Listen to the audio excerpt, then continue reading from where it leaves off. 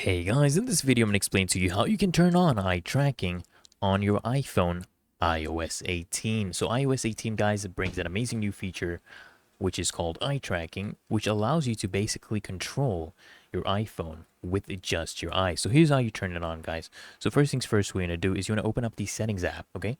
Unlock your iPhone and tap on the settings app, and then what you're going to do is you want to scroll down and tap on accessibility from the list of options. Now here guys, under the physical and motor section, what you're going to do is you're going to tap on eye tracking right here, and then you want to toggle this switch on for eye tracking, and then you'll be prompted to follow some on-screen instructions to basically calibrate the feature by focusing your eyes on specific points. So what you want to do is you want to go ahead and adjust your settings.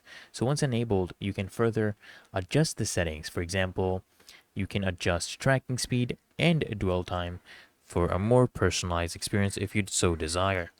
And there you have it guys, eye tracking will now be activated, basically making your iPhone easier to control with just your eyes. So I hope this video was helpful to you, and if it was guys, consider smashing that like button as well as subscribing to frequently asked questions, and I'll see you in the next one.